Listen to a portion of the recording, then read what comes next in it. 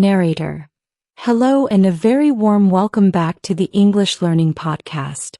Are you currently living in a new place, perhaps studying abroad, working in a different city, or even traveling for an extended period? Have you ever experienced that familiar tug of longing for home? Well, today we're going to delve into the common and often complex emotion of homesickness. Understanding and learning how to cope with these feelings is a valuable life skill, especially when navigating new environments and cultures.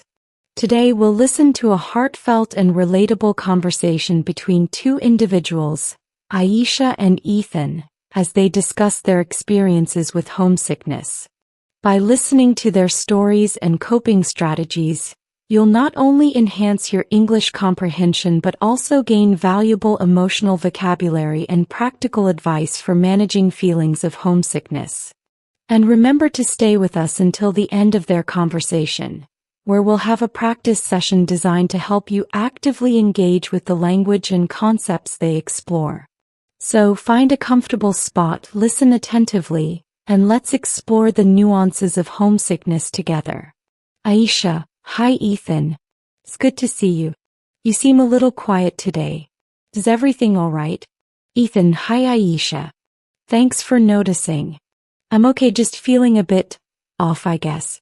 I've been missing home a lot lately. Aisha. Oh, I understand. Homesickness can be tough.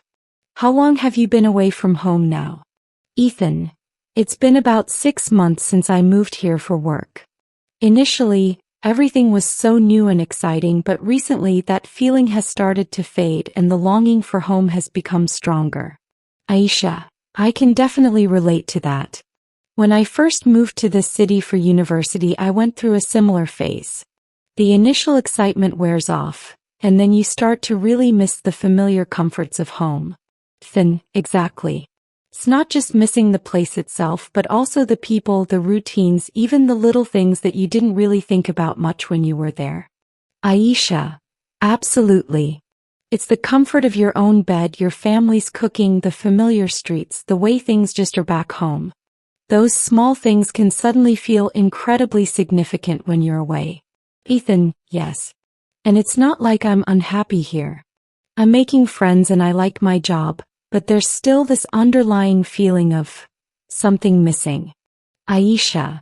That's a classic sign of homesickness. It can coexist with positive experiences in your new environment. It's not necessarily about disliking where you are. It's more about a deep connection to where you came from. That makes sense. It's like a part of you is still back there. Have you found any ways to cope with homesickness during your time here? Aisha. It took some trial and error, but I found a few things that help. One of the most important things for me was to stay connected with my family and friends back home. We have regular video calls and we text each other often. Seeing their faces and hearing their voices makes a big difference. Ethan. That's a good idea. I've been meaning to call my family more often. I usually just send quick messages, but a proper video call might help me feel more connected. Aisha. It really does. It's almost like you're sharing a moment with them, even though you're physically apart. Another thing that helped me was to try and recreate some familiar aspects of home here. For example, I started cooking some of my family's recipes. The smell and taste of those familiar dishes can be really comforting. Ethan. Oh, that's a lovely idea. My mom makes this amazing pasta dish that I really miss. Maybe I'll try to find a recipe for it. Aisha. You should. Even if it doesn't taste exactly the same, the act of cooking something familiar can be quite therapeutic. I also tried to personalize my living space to make it feel more like home. I put up photos of my family and friends and I brought some familiar decorations with me. Ethan. I haven't really done much of that. My apartment still feels a bit temporary. Maybe making it feel more personal would help me feel more settled. Aisha. It definitely can. It's about creating a sense of comfort and familiarity in your new surroundings. Another thing that helped me was to explore my new city and find things that I enjoyed doing here. Discovering new favorite cafes, parks, or activities help me to build a sense of belonging in my new environment. Ethan, that's true. I've been so focused on work that I haven't really taken the time to explore much. Maybe I should make an effort to do that. Aisha, definitely. The more you engage with your new surroundings and find things you like about them, the more it will start to feel like a second home. It won't replace your original home, but it can help you feel more comfortable and connected where you are now. Then, that makes sense. It's about building a new life while still cherishing the old one. What about when the homesickness feels really intense? Do you have any strategies for those moments? Aisha, when I feel really down, sometimes I allow myself to feel it. I might look at old photos or listen to music that reminds me of home. It's okay to acknowledge those feelings of longing. However, I also try not to dwell on them for too long. After allowing myself that moment, I try to distract myself by doing something I enjoy, like watching a movie, going for a walk, or meeting up with a friend here. Then, that's a good balance, acknowledging the feelings but not letting them consume you. I sometimes find myself just wanting to isolate myself when I feel homesick. Aisha, I understand that urge, but isolation can sometimes make those feelings worse. Try to push yourself to connect with people around you, even if it's just for a little while. Talking to someone or engaging in an activity can shift your focus. Ethan, that's a good point. I do have some friends here. Maybe I should reach out to them more when I'm feeling down. Aisha, definitely. They might not fully understand what you're going through if they haven't experienced homesickness themselves, but they can still offer support and companionship. Also, remember that it's okay to seek professional help if your homesickness is persistent and significantly impacting your well-being.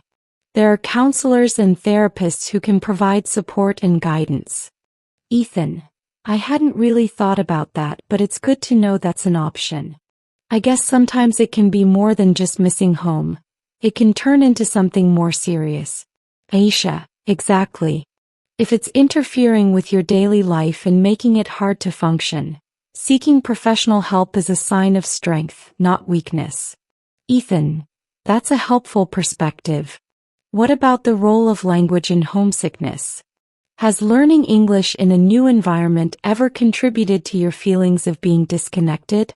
Aisha, that's a really interesting question. In the beginning, when my English wasn't as fluent, I definitely felt a sense of frustration and isolation at times. Not being able to express myself as easily as I could in my native language made me miss the ease of communication back home. Then I can relate to that. Sometimes I feel like a different version of myself when I'm speaking English because I can't always convey my thoughts and feelings as nuancedly as I would in my first language. Aisha, exactly. Can feel like a barrier. But as your English improves, that feeling tends to lessen. Being able to communicate more effectively helps you connect with people in your new environment and build a stronger sense of belonging. Language learning, in that sense, can be a key to overcoming homesickness in an English-speaking setting. Ethan, that's encouraging to hear.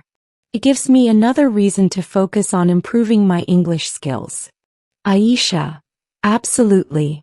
The more confident you become in English, the more connected you'll feel to the people and the culture around you. It opens up so many opportunities for interaction and integration. Ethan, so to summarize some of the things we've talked about, staying connected with home, recreating familiar aspects of home, personalizing your space, exploring your new environment, allowing yourself to feel the emotions but not dwell on them, connecting with friends in your new place and seeking professional help if needed. And also, recognizing the role of language proficiency in feeling more connected. Aisha, that's a great summary, Ethan. It's all about finding a balance between cherishing your roots and embracing your new life. It takes time and effort, and it's okay to have good days and bad days. Ethan, thank you, Aisha. This conversation has been really helpful. I feel a bit better just talking about it and hearing your experiences. Aisha, I'm glad I could help, Ethan. Remember, you're not alone in feeling this way, and there are things you can do to make it easier. Ethan, I appreciate that. I think I'll call my family tonight and maybe try to find that pasta recipe this weekend. Aisha, that sounds like a great plan. Take care, Ethan, and don't hesitate to reach out if you ever want to talk more. Ethan, thanks, Aisha. You too. Narrator.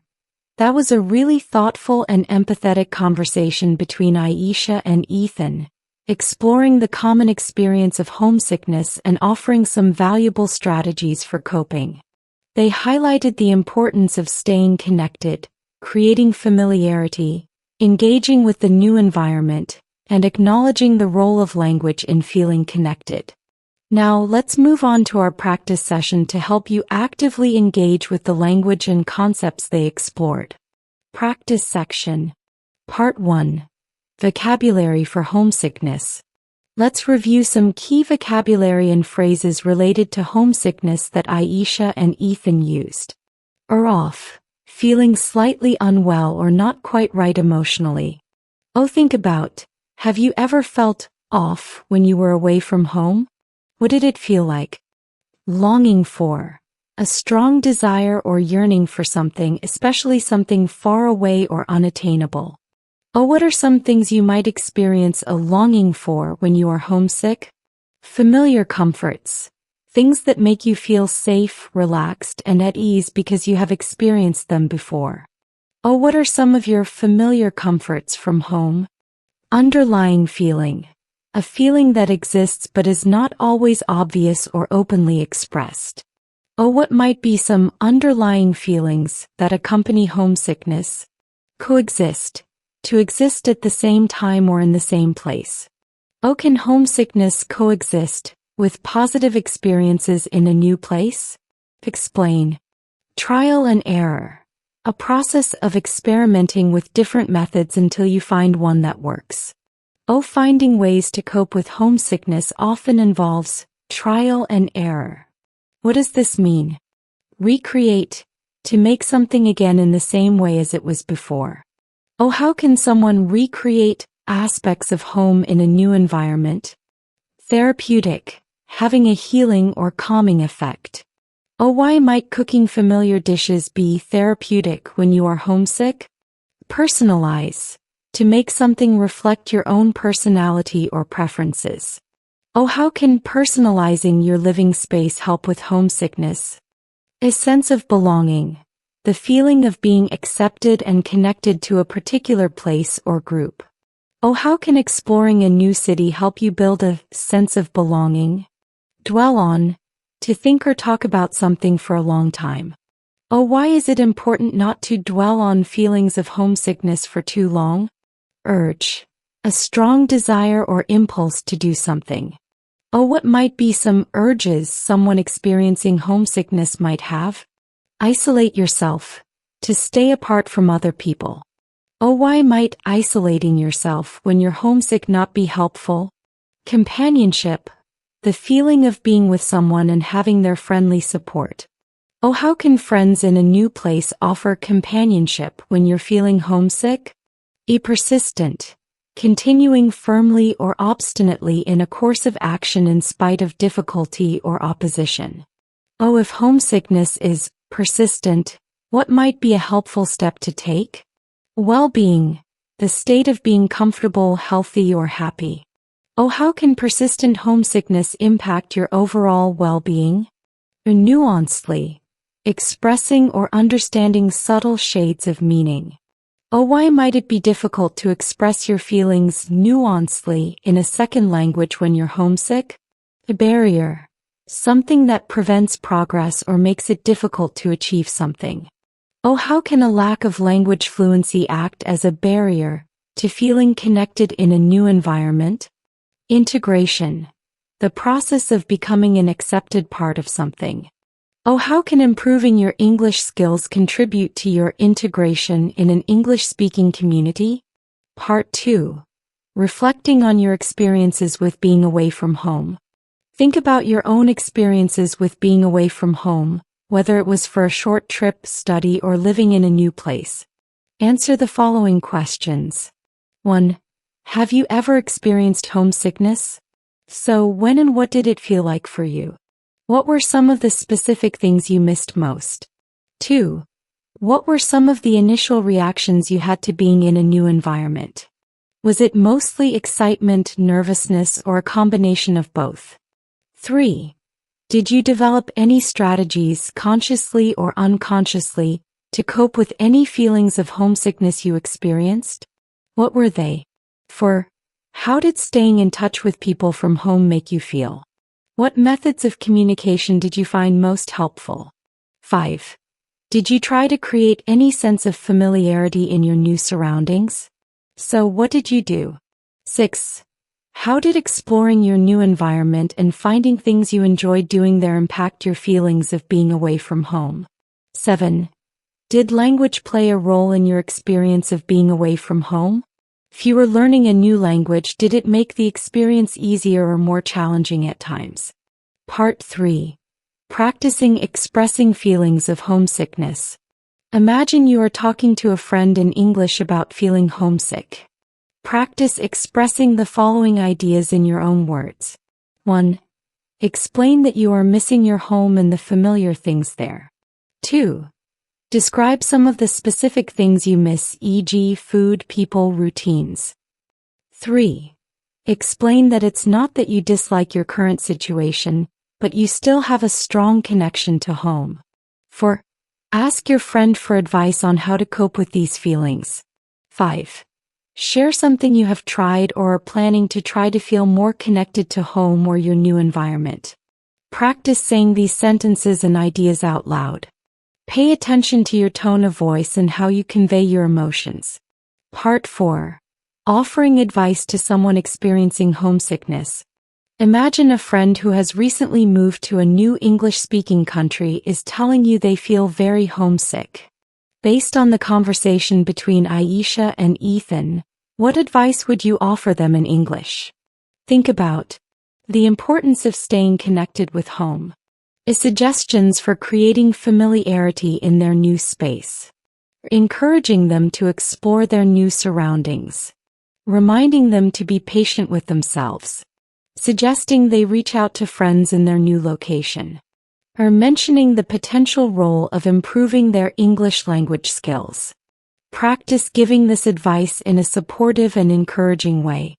Narrator. Homesickness is a natural human emotion that many people experience when they are away from the familiar comforts of home. As Aisha and Ethan thoughtfully explored, there are many ways to navigate these feelings, from staying connected with loved ones to actively engaging with your new environment and focusing on building your language skills. Remember to be kind to yourself during this process. Allow yourself to feel your emotions and don't hesitate to reach out for support when you need it. Building a sense of belonging takes time, and every small step you take towards connecting with your new surroundings is a step forward.